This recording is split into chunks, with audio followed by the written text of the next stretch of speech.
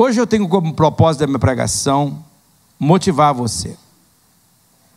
Hoje eu quero edificar você. Hoje eu quero trazer a você carinhos divinos para a sua vida. Eu tenho certeza que você vai sair daqui motivado e edificado com os recursos celestiais. Eu creio, queridos e queridas, que Deus provisiona seus servos. Eu creio, preste atenção nisso, por favor. Eu creio que Deus fortalece os seus filhos em cada situação específica. Eu creio que Deus orienta cada um dos seus filhos. De fato, cada um de nós, ao caminharmos numa relação, quero destacar isso aqui, ao caminharmos numa relação pessoal com Jesus, nós seremos provisionados de tal forma, em todos os sentidos, de tal forma, que nós vamos concluir assim: nada me falta, nada me falta.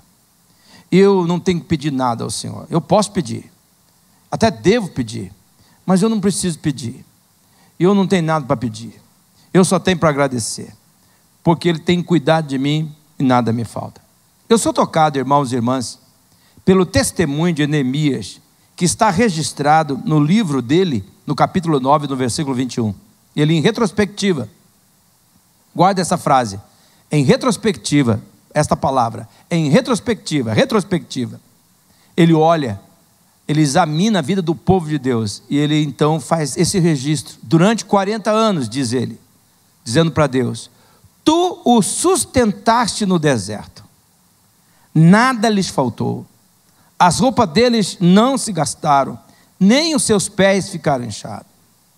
Que texto espetacular. Ele olha, depois de anos lá na frente, ele diz assim, observando tua ação a Deus, ele está falando para Deus: eu sei, Senhor, durante 40 anos, quando o povo estava no deserto, o Senhor sustentou o teu povo, nada faltou. Eu acho muito interessante, porque ele fala aqui de roupas que não se gastaram, e eu me lembro da minha adolescência. A gente só tinha 2 roupas, uma para a gente usar durante a semana e uma para ir na igreja. E eu muitas vezes ficava: puxa, mas que desgraça, essa calça não termina nunca. Doida para o meu pai comprar uma outra calça, mas ele não tinha dinheiro. Deus multiplicava. E quando rasgava, a minha mãe sabia fazer uns remendos, que hoje virou moda. Se eu tivesse naquela época, eu estava feito, porque eu andava todo rasgadão, todo descorado, mas hoje, aquela época não, aquilo lá, jeans naquela época tinha que ser azul, e bem azul. Mas minha mãe também sabia usar anilina, de tal maneira, vocês nem faz sentido o que é anilina, para muitos de vocês que estão aqui, mas aquilo voltava a dar um colorido às roupas, quando precisava mudar de cor também, ela dava um jeito com anilina de outra cor, e assim, tinha o tal do anil, que largava branco, azul, fazia o encardido desaparecer. E aqui o Neemias fala assim: as roupas deles não se desgastaram. Ele está olhando para trás, isso me emociona muito. Não se desgastaram, e os seus pés não incharam. Hoje, para a gente entender esse negócio de pé, a gente tem que trazer uns quadros, como por exemplo, quando você vai daqui para São Paulo, daqui para Curitiba, dentro de um busão, e se você é um camarada pequenininho que nem eu, se é muito grande também leva desvantagem, fica com a perna pendurada ou sem esticado muito, aquilo incha. Se você cair na besteira de tirar o sapato do pé, você não coloca quando chega no local. Não coloca de jeito nenhum. Ou se você já é um grau a mais, de vez em quando pega um voo internacional, que passa a noite toda ali esticadinho, encolhidinho naquela poltroninha, você sabe do que eu estou falando, dos pés inchados. Mas aqui 40 anos no deserto, nunca inchou nem os pés. No contexto diz que nem os sapatos, nem as sandálias envelheceram. Neemias está fazendo esse registro. Deus providenciou tudo, mesmo que o povo só viu em retrospectiva, mas Deus cuidou de todo detalhe. Nada do que eles precisavam faltou. E o salmista faz a mesma declaração no Salmo 34, no versículo 8 e no versículo 9. Ele diz assim: como é que é feliz o homem que nele se refugia, falando de Deus, pois nada falta aos que o temem. Veja, nada falta. Por algum momento, pode ser, irmão, irmã, escute isso, porque eu enfrento isso. Por algum momento pode ser que nós achamos que esteja faltando algo. Pode ser que aquele que tem uma roupa só vai dizer: pô, eu queria mais. Pode ser que você vai comparando e vendo que está lhe faltando. Mas mais à frente, você olha para trás e vê, de fato nada faltou. Que lá foi milagre, aquilo lá foi cuidado divino. Há pessoas que talvez estão dizendo: está faltando isso, faltando aquilo, enumerando o que lhe falta. Você pode ter certeza, Deus está trabalhando de uma tal maneira que você vai ver em breve que Ele está cuidando de você e que nada lhe falta, que os recursos dEle estão trabalhando ao seu favor. E é esse o meu propósito, enumerar alguns desses recursos, porque nós passamos por momentos, todo dia, gente, todo dia. Eu sei que eu mando as minhas mensagens para perto de 2.000 pessoas, todo dia pelo WhatsApp. E aquelas mensagens que eu mando tem a ver das palavras que Deus coloca no meu coração. Para mim, todo dia eu tenho uma luta nova, mas todo dia eu descubro os recursos que Deus dá para os filhos dele. E o primeiro recurso que eu quero destacar são as forças que Deus dá para a gente enfrentar as horas difíceis. As horas difíceis. E aqui eu quero deixar bem claro para você: todos nós vamos passar por horas difíceis. Jesus foi muito claro sobre as horas difíceis. Ele não romantizou a vida. Ele afirmou categoricamente nos evangelhos: vocês serão afligidos, vocês serão perseguidos, vocês serão desprezados, vocês serão traídos por pessoas de dentro da própria família, da própria casa. Sim, Deus não nos prometeu isenção das horas difíceis. Deus não olha para aqueles que creem nele e diz: tá bom, você crê em mim, você é meu chapa, você é meu amigo, você é meu chegado, então eu não vou deixar nenhuma hora difícil acontecer na sua vida. Não é isso que Deus faz. O que Deus faz? Ele promete força para nós enfrentarmos os momentos difíceis. Uma pessoa que não anda numa relação com o Senhor Jesus não tem força para os momentos difíceis. Mas aquele que tem Jesus enfrenta os momentos difíceis com base na força que Deus dá. Por exemplo, a Bíblia registra em Isaías, no capítulo 41, no versículo 10, o seguinte texto. Deus está dizendo: não fique com medo. Por que ele diz não fiquem com medo? Porque haverá momentos que vai dar medo. Não fique com medo, eu lhes dou força, eu os ajudo, eu os protejo com a minha forte mão. Você percebe? Deus está falando aqui, olha, quando ele diz não fique com medo, ele não está dizendo assim: eu vou livrar você de situação que lhe causa medo. Não, vai dar medo. Situações, você vai passar por momentos, você vai passar por horas difíceis que você vai sentir medo, que você vai precisar de força. É nesta hora, eu não livro você dos momentos difíceis, mas eu lhe dou força, eu lhe ajudo, eu lhe protejo com a minha forte mão. Há mulheres que estão aqui, há homens que estão aqui nesta hora, que esta palavra é profética. Só que esta força, eu quero colocar isso para vocês, ela não é percebida antecipadamente. Nós queremos que Deus, bom, agora eu quero sentir que eu tenho a força. Eu quero sentir que eu estou capacitado desta força. E Deus não faz isso. Ele não, na maioria das vezes, Ele não deixa a gente perceber essa força antes. Ela até pode ser notada durante nossas ações nas horas mais difíceis, talvez a gente pode até notá-la, mas seguramente elas serão vistas depois de ter passado o período difícil. Depois de ter passado aquele período difícil que a gente olha para trás e diz: o quê? Onde eu cheguei? Deixa eu ver de onde saí. Meu Deus, eu cheguei até aqui? E você vai ver que só chegou porque a força do Senhor estava ali sustentando. Você vai constatar isto. Paulo é o nosso exemplo em 2 Timóteo, no capítulo 4, no versículo 16, no versículo 17, olha como é que Paulo coloca, vê se não faz sentido para os quadros que nós vivenciamos. Ele diz assim: na minha primeira defesa, ninguém apareceu para me apoiar. Paulo o cara, o homem de fé, o apóstolo, o cara é o gênio, o cara eu tenho a força. Ele diz assim: na minha primeira defesa, ninguém apareceu para me apoiar, todos me abandonaram.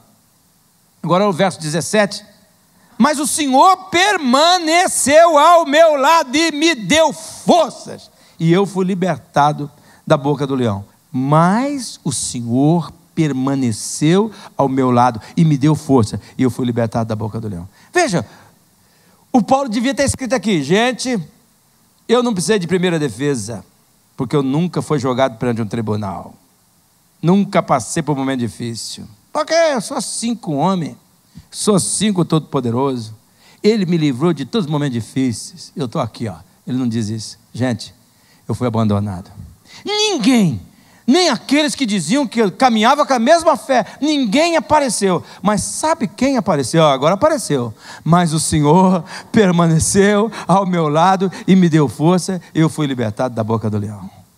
Você está percebendo o que Deus está falando aqui? Sabe por que eu pergunto isso? Porque eu temo que você esteja aqui olhando para mim, olhando para esse momento aqui, e não esteja percebendo que Deus está falando com você de maneira tão clara, que Deus está tocando na sua vida.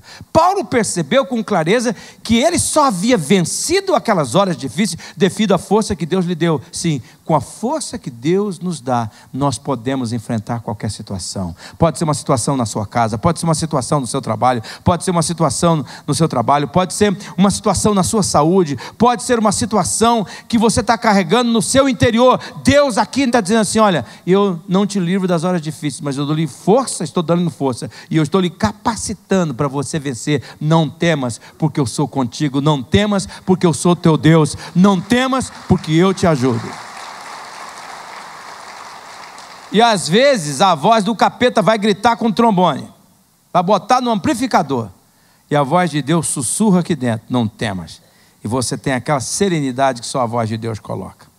Segundo recurso divino: direção em tempos tenebrosos.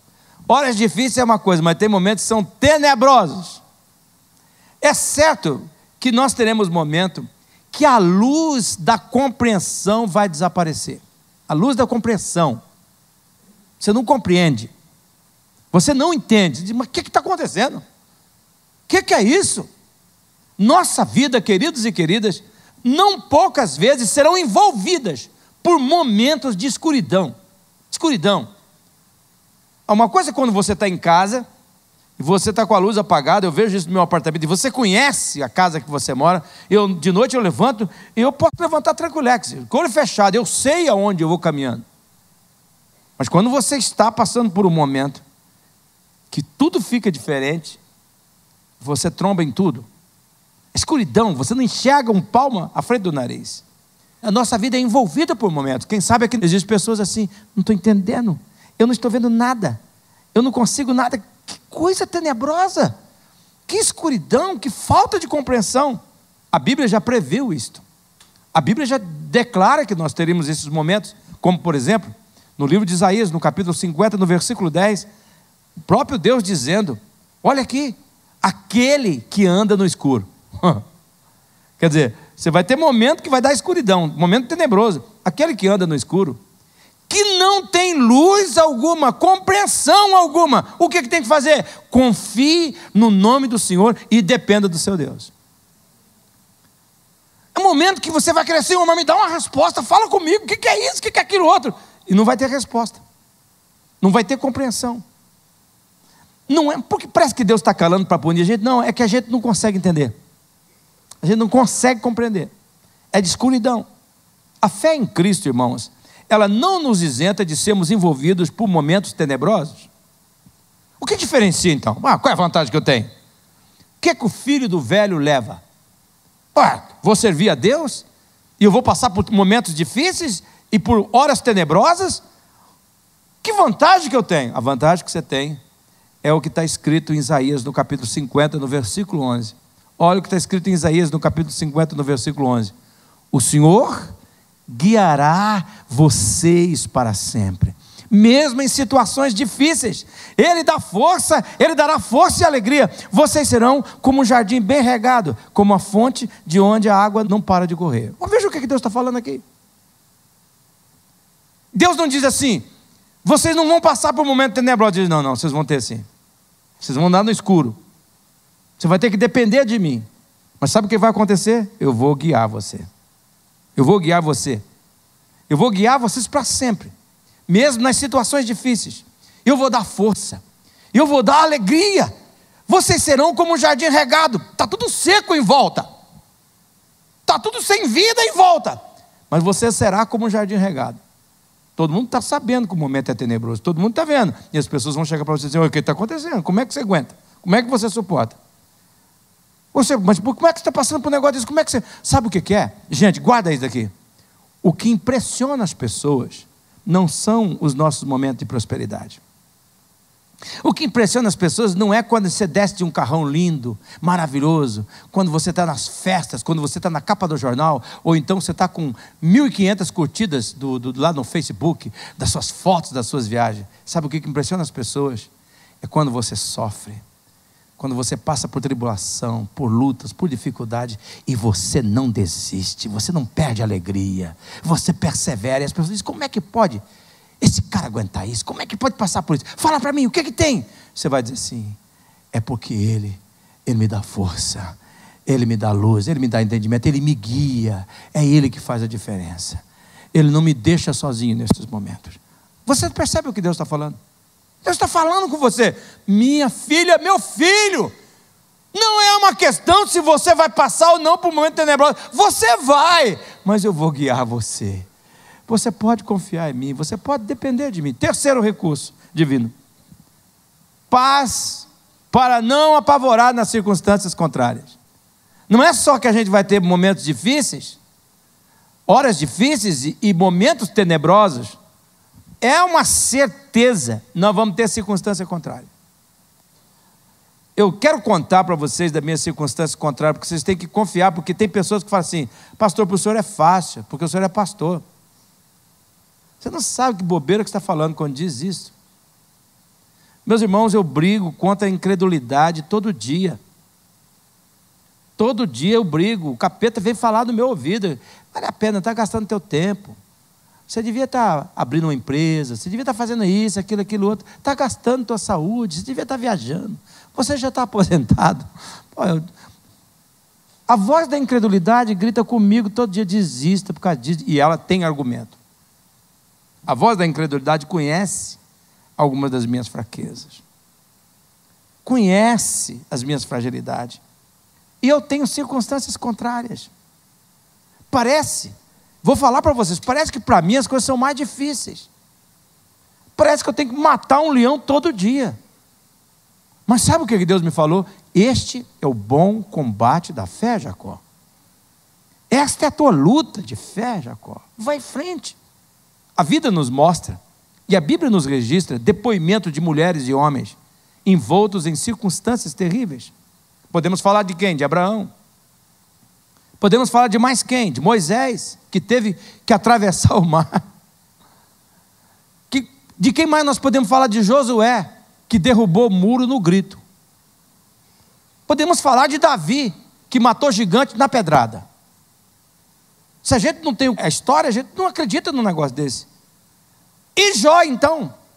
O cara é tão azarado que num dia só ele perde todos os filhos, todas as riquezas, e a mulher fica viva, aquela que devia morrer. A mulher chega perto do Jó e diz: Jó, mas tu tá fedido, hein, cara? Pelo amor de Deus, Jó, você não serve para mais nada, Jó. Colocando as palavras da mulher do Jó. Está lá, pode ler Jó 1, 2, lá, o capítulo 1, capítulo 2, você vai ver isso. Jó, pelo amor de Deus, não dá nem para dormir contigo, cara. Fala, beijar contigo, Jó, não dá. Um aconchego, aperta a costela, Jó, não dá, cara. Ó, amaldiçoa o teu Deus e morre, desgraçado. Não presta para mais nada. Estou colocando assim com todas as cores. E esses homens, esses referenciais, todos eles passaram por circunstâncias terríveis, por momentos dolorosos. Muitas vezes, as circunstâncias nos deixarão perplexos. O que é perplexo? Quando eu falo perplexo, um quadro que me vem foi o que eu vivi no ano de 1978. Morava no fundo de uma igreja na Vila Mandacaru, e nós tínhamos uns criames de canarinhos, meu irmão tinha, e eu vi um gato. Ai, que maldade daquele momento. E eu peguei um pedaço de pau, não era muito grande, mas era o suficiente. Joguei na direção do gato, mas era só para assustar. E pegou bem, olha, não me leva lá naquele negócio de animal não, hein? Na defesa do animal não. E pegou bem na testa do gato. Gente do céu, perplexo é aquilo. O gato, ele não sabia se ele miava ou se ele ficava quieto. Se ele corria para cá, corria para lá. E de repente ele deu um pinote e desapareceu.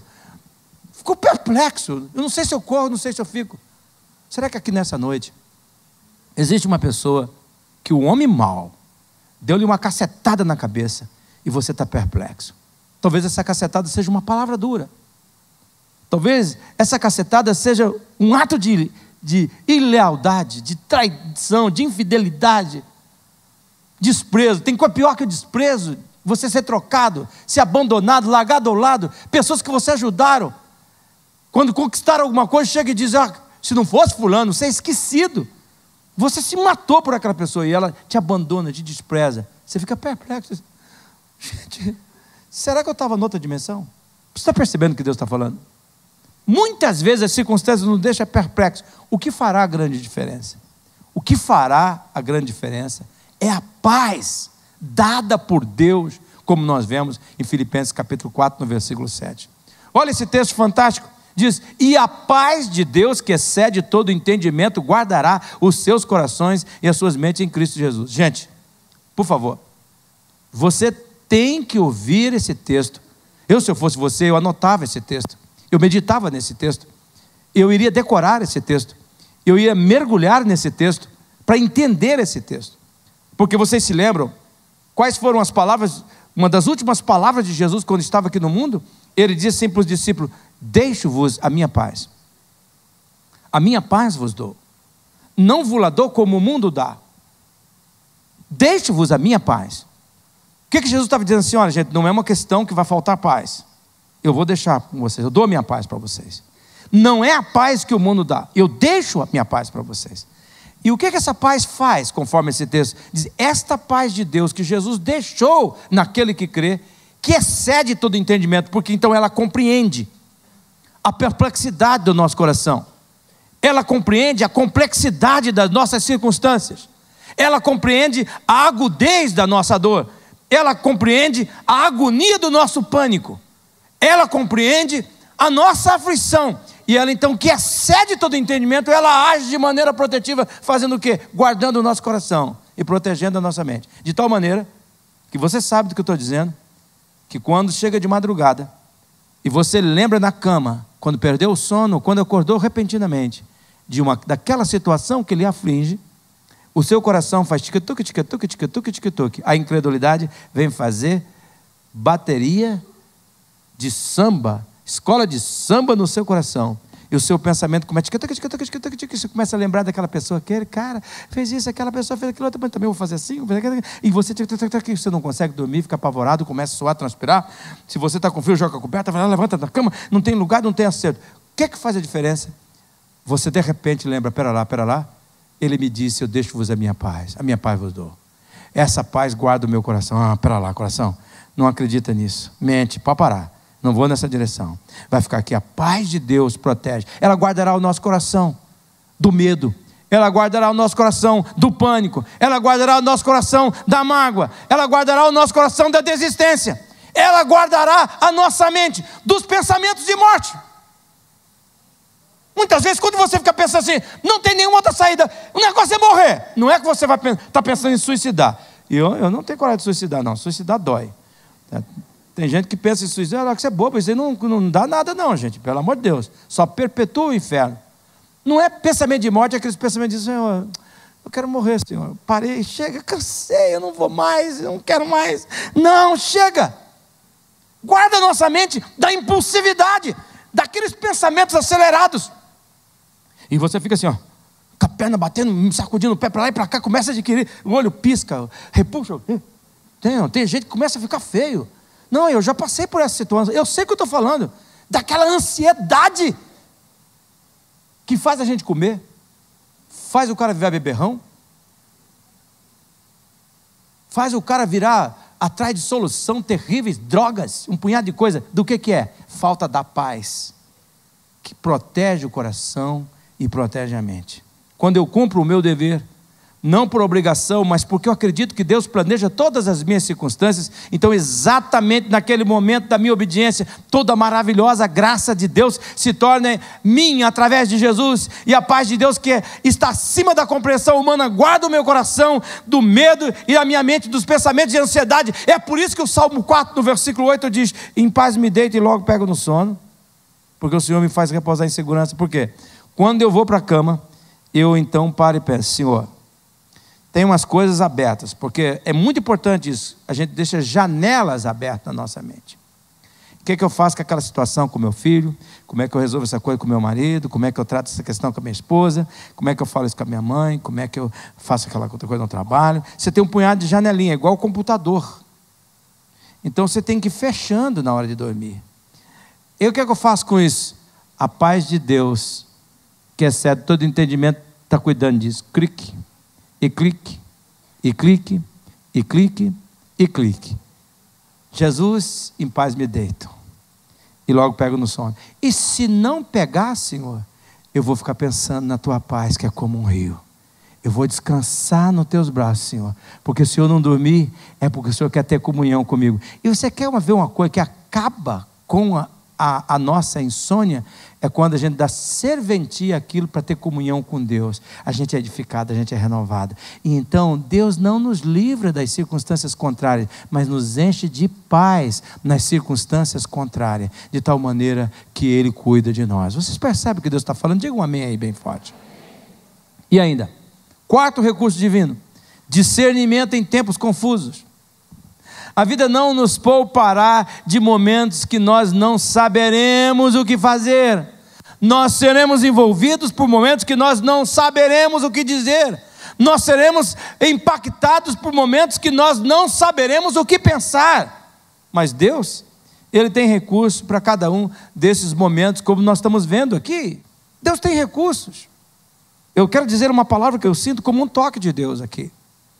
Tem pessoas que estão aqui, que já falaram, vindo para o caminho: poxa vida, amanhã, ou sábado, ou domingo, vai ter essa reunião, ou segunda-feira, aquilo e outro, e eu não sei o que eu vou fazer. Eu não sei que palavra que eu vou dizer. Eu não sei, Senhor, o que eu vou falar nessa situação. Eu, como pastor, me vejo envolvido nisso. Às vezes o pai pergunta: e agora, pastor, que o meu bebê, que eu estou esperando tanto tempo, morreu 15 dias depois de nascer. Agora o que o Senhor me diz? Me fala aí o que o Senhor me diz do seu Deus. Você fala para uma mãe de uma adolescente morta, estuprada, violentada, abusada, destruída? O que você fala para uma pessoa cheia de vida e o médico diz: olha, câncer agressivo, morre nos próximos 20, 30 dias, não tem vida? O que você diz para uma pessoa assim? Tem momentos que palavras não resolvem. Tem até uma música que nós cantamos: há momentos em que as palavras não resolvem. Há momentos que nós pensamos em voltar atrás. O que a gente diz? A gente tem esses momentos assim. Mas nesses momentos confusos, nós não precisamos ficar preocupados. Veja o que Jesus falou em Lucas, no capítulo 12, no versículo 11 e no versículo 12. Olha como é que Jesus é categórico e claro: quando vocês forem levados às sinagogas e diante dos governantes e das autoridades, não se preocupe com a forma pela qual se defenderão ou com o que dirão. Olha o verso 12: pois naquela hora o Espírito Santo lhes ensinará o que devem dizer. Você está enfrentando uma situação, você diz: eu não sei o que eu vou dizer naquela situação. Deus está dizendo assim: olha, esses momentos, não se preocupa, porque eu vou dar a você discernimento. Preste atenção: quando Deus fez eu e você, Ele colocou intuição dentro do nosso coração. Quando você aceitou Jesus, Ele pegou e colocou dose cavalar dessa intuição chamada discernimento do Espírito Santo dentro de você. Você não precisa saber antecipadamente. Você vai chegar lá, vai colocar-se diante daquela pessoa em oração. Você talvez não sabe o que dizer. Naquela mesma hora, Deus vai dar a palavra para você dizer. Deus vai dar a resposta para você. Não temas, não se acovarde. Levante, você é servo de Deus. Você é serva do Senhor Altíssimo. Deus é por nós. Se você crê nisso, levanta em nome do Senhor Jesus, e o Espírito Santo vai abrir a tua boca e vai encher com as palavras certas. E depois você vai perguntar assim: mas de onde é que veio essa ousadia? E Deus vai cochichar no seu ouvido: foi eu. Você vai dizer: mas de onde é que veio essa sapiência, essa sabedoria, essa inteligência? Deus vai dizer: fui eu. Fui eu. Fui eu. Ele nos dará discernimento, palavras adequadas. E para terminar, quinto recurso divino: motivação celestial em noites sem esperança. Eu tenho passado por noites sem esperança. Noites. Vocês conhecem minha história, não vou repetir aqui, de jeito nenhum. Pode ler meus livros, tem várias dessas particularidades que eu tenho passado de noites sem esperança. E não são poucas vezes que nós seremos envolvidos por noites frias, madrugadas sem esperança. E quando a esperança some, a gente sabe, finda toda a nossa motivação. Nossa mente é envolvida por pensamentos de derrotas. O pessimismo, ele determina a nossa desistência. A incredulidade do não tem jeito passa a nos influenciar com uma força terrível. E em momentos assim, o que Deus faz? Deus não vem e termina com esses momentos tenebrosos, Ele vem com motivação. Ele vem com motivação. Em momentos assim, Deus vem com motivação celestial. E aqui Paulo, de novo, é o nosso exemplo. Se vocês querem ler essa história, eu oriento que façam. Pegue a sua Bíblia em casa, em Atos capítulo 27. Paulo dá testemunho quando ele, toda uma tripulação de navios, estava envolvido por uma não pequena tempestade. Há pessoas envolvidas por uma não pequena tempestade. Paulo conta dessa situação que ele enfrentou, que ele chegou ao ponto de perder a esperança da vida. E foi neste momento, numa madrugada, numa noite, sem esperança, acabou toda a esperança de vida de Paulo, que Deus se manifestou com motivação celestial. A Bíblia diz que, em Atos capítulo 27, no versículo 23 ao versículo 25, que Deus literalmente foi na direção de Paulo, como ele testemunha. No versículo 23 diz: pois ontem à noite, olha a noite sem esperança, no momento nevrálgico, no momento agudo da agonia de Paulo, apareceu-me um anjo de Deus, a quem eu pertenço e a quem eu adoro, dizendo-me: Paulo, versículo 24, Paulo, não tenha medo, é preciso que você compareça perante César. Deus, por sua graça, deu-lhe as vidas de todos os que estão navegando com você. Olha o versículo 25, assim, não tenha ânimo, senhores, eu creio em Deus que acontecerá do modo que me foi dito. Veja, Deus manifestou com motivação para o coração de Paulo. Deus sabe que a motivação é o segredo do entusiasmo, é o aditivo que faz a vontade uma força que não nos deixa intimidar. E às vezes você está perguntando: mas pastor, Deus não manda anjo para falar comigo de jeito nenhum. Hoje, neste culto, este culto é porta-voz de um anjo de Deus para motivar você. Hoje aqui neste culto, está construindo através desta palavra neste momento agora, a você toda a motivação celestial, para que você saiba que na mão de Deus tem um livro. Este livro tem a sua história.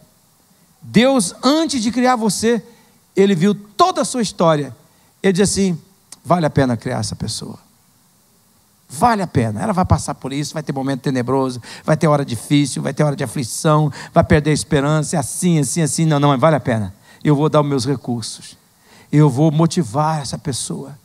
Deus viu você, tem esse livro, e aqui o grande segredo, para você permanecer, é você conhecer a história sobre a sua vida que Deus escreveu neste livro. Ela está nas Escrituras.